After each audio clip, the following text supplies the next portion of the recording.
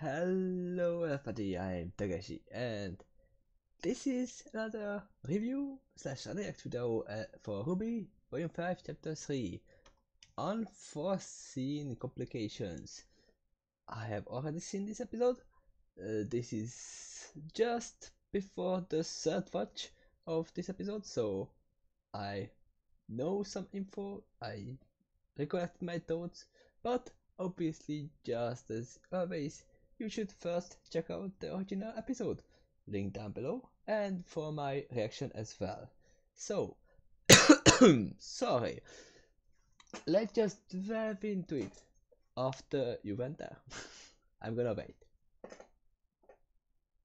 Okay, so you are probably back already and waiting for my review. So here it is. Let's see how much info can one stuff into 70 minutes. Well, apparently a lot is not an overstatement. So let's just take the usual slow steps forward from the beginning, starting in Menagerie. I knew the paper Gear was holding could lead us somewhere, so let us start with that. Well, obviously it's the same speech he had, with one big difference. He intentionally stayed silent about Aden's true intention, which he knows, as it's lined under with red. He knows that he wants to create the overhuman fullness society something. He knows that he wished to, well, basically enslave humans. But as it would lead to some fullness joining the cause, instead he said that Azam is doing it for his own cause, and that is a good choice. It seems he doesn't know that Sienna is already dead, which is sad. I'm really sad about it because not because he doesn't know, but because Sienna is dead. Because in the short period of time we met her in the last episode, she became one of my favorites. I really like her decisions, except if it's not the best thing that she could do. She does it for a great purpose. But still, looking at Fennec and Kosek's face during the reveal of the attack that Adam is planning, well, makes me think that the time is actually, I don't know if it's right or just a trap, because Ospin estimates around 1 month of time before the attack, not 2. Well, it would make sense that they would attack when around the children, well, the students are coming back, so it will make more fear. But it seems that this was just part of their plan C or D, at least Phoenix and Cossacks. And the come debate actually lean towards Ilya with this as well, as the Phonos history is not too great with the humans. It's hard to cooperate with someone whom you were enemies with before, but if you follow the route down to the Black Fang, well, I will call it that because it's not the White Fang anymore. You are no better than those humans you despise. And always know that racism is not good, so you can't just say, oh, humans that, oh, faun is that. They're individuals. But they don't grasp that situation. Also, why the guards are just standing there, not stopping her? Is it because of the freedom of speech or what? If she is the one who attacked Blake, she should be immediately stopped whenever freedom is speech or not. It seems that they were not told who the secret asylum spy was. The only one acting was actually Son, who messed up again because of his stupid yelling, "Yeah, I got you!" before really actually getting her. It's actually he's actually lucky that he didn't get stabbed in the other shoulder or the same shoulder, because Ilya could just do that. I really thought that he was just attacking Sun, but no, she was just getting away. But this is the second time he messed up during this episode. The first time when he basically stopped the bonding, that family moment when Blake was just, "Oh, Dad." I was waiting for Gira to say when he turned back, "I really don't like you." But it seems that the scrolls, we should speak about that. It seems they are the most valuable thing for a person after their life, obviously. But it provides identification. Vice used it back in the CCT tower when it was still standing. And it stores data, acts as a phone, camera, and everything else. Maybe even opens beer caps, who knows? But it's actually, I don't know if it's good or not to keep everything in one place. I'm pretty sure. Oh, yes, and oh, it's a wallet as well. It's a bank card or credit card as well. So, yeah. I don't know if I like the idea. I like my cards as separate as they are. Well, obviously it's a lot more paperwork to get them all back when you lose them, but you shouldn't lose your property, obviously. But if you lose one, it's not the end of the world. By here, you are basically dead. You can't really get a new one, and you can't. She can get a new one because obviously, I don't know. Can she get a new one? Is it just a scroll and you can just store your data on it, or what? How do you get your identification on it? I don't know. I think it's like a ID card. You get it when you uh, go to the government and take it. It's a long process, just like an ID card making. But I don't know. I think that's how it's making. It's just one score per person, nothing more. But let's go further. Let's go back to our info train. And the next stop is Professor Oscar. Let's call him that. We still don't know who really Ospin was in his first life, but we know that he is a more than 1,000 years old soul and already fought Salem when uh, he was his human self, where he didn't mean human, but when he was his own self. And he didn't win. It doesn't mean he lost, but he couldn't stop her, and that's why he was cursed.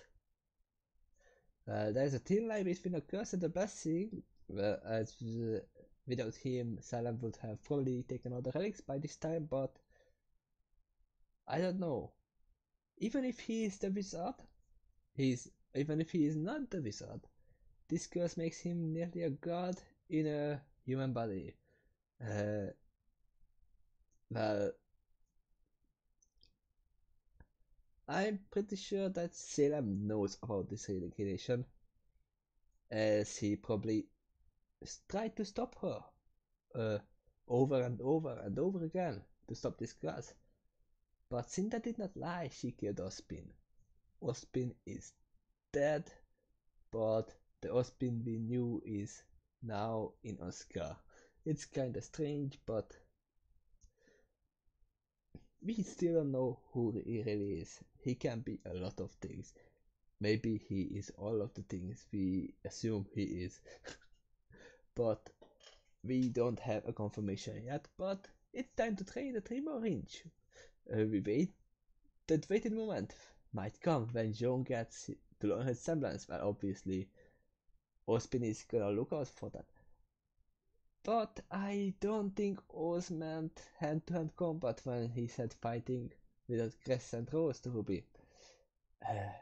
She has civilized after all, and she doesn't know how to use it. If I recall, Oz did not teach them though in the school. He was just acting as an overseer, as the principal. Now we will see might what they might and Oscar reach with his help. It's probably a lot more. But luckily neither Crow or nor him is stupid enough to trust Leo after his behavior. I saw Crow's eyes, but he was still stupid enough to give him the coordinates. But still, keeping Oscar a secret is the best thing they can do until the battle begins, which probably will do happen at Raven's camp, the Brandwid clan. But they need more huntsmen and huntresses for that, and Crow is supposed to do that. Knowing Crow,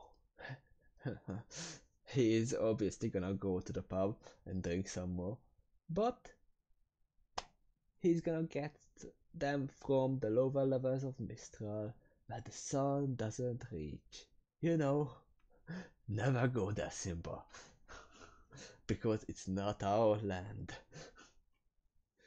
And they are just shady stuff doing there. But they are doing their job, so Nora is still fun. But let's go to the next section. We arrived there. The cap type, the cap. I don't know how to. I know what I want to say, but I don't know how to say this word. It is captive or cap type. It's captive vice. We met Werner. The two guards treat with respect. While she's holding the. What is the weapon called? I think I collected my thoughts, but it seems I didn't. It's on my tongue. Mirtneiser or something like that in her hand. She is holding it. She obviously decided to keep the helm for herself, but who is she really? Is she the Spring Maiden? It's we don't know for sure, but it seems too obvious. As she's in the intro and facing off Cinder. She has to be, and if she is the one choosing the bandit life, as we heard from Leo and Crow, and knowing that her powers might getting uh, her the rank of the second hand in command after Raven, obviously, would make it not unimaginable that she is the Spermida. But that's we still don't actually get a confirmation that she is. She didn't show any powers or anything. But we learn from her that winter is indeed not coming. This is not the Game of Thrones, and the portals needed guards, as Iron would record them. But I don't know. I feel like Ironwood is not that stupid. Obviously, he is preparing for the worst, but that could also mean that he did pretend. He's preparing for the real one, maybe hiding troops and recalling empty army flagships. He can do that. we don't know yet. We didn't see winter arrive. So they just saw the flagships go back and the army going out of Mistral. So there might be still hidden troops out there. Winter between them. I hope. But I don't know. Actually, Winter doesn't know about Vice's little escape crew. But unfortunately, well, they are not. She is not the only one in blindness of the unknown. Vice never intended to go home, which is her only card against her. So complications will happen, as we see in the end. And the question is, how can Vice escape from the army of bandits using only her semblance and summons?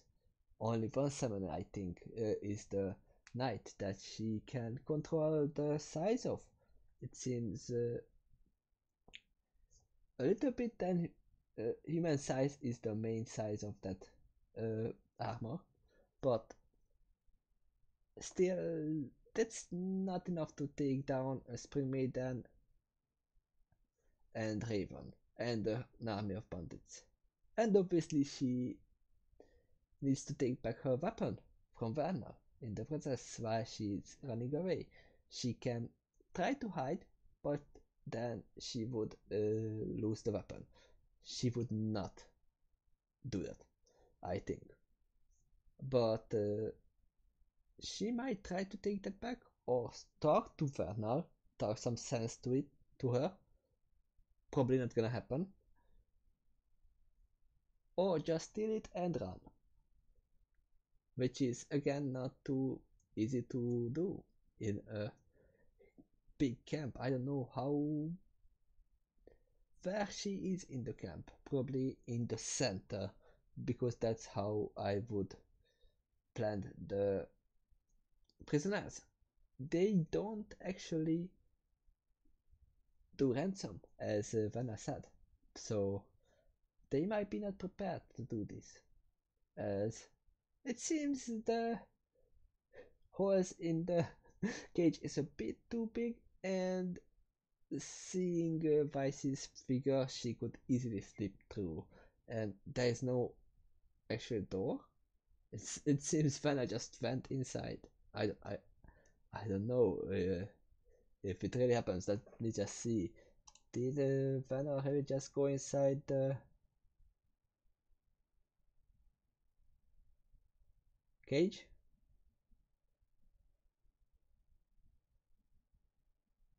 Or oh no, she just came out of the tent. Okay, I'm stupid. Sorry. I thought that thing was the cage spot, but nope. She just came out of the tent. Okay. Or maybe that's a ladder fall. I don't know. It can be, but we will find out everything. That obviously this is not true. We'll find out how Vice is planning to do things in the next episode. Because, oh, maybe not. We will probably see the enemies in the next episode. So, we will see what's happening in the next two episodes. This has been long, and I hope I pressed the record button. Yes, I did. So, sorry for the long review, but I think I dissected it quite enough. I didn't tell every aspect of things I think about, but most of them are here. This has been Takeshy, and I'm out. Thank you for being here, and see you next time. Bye.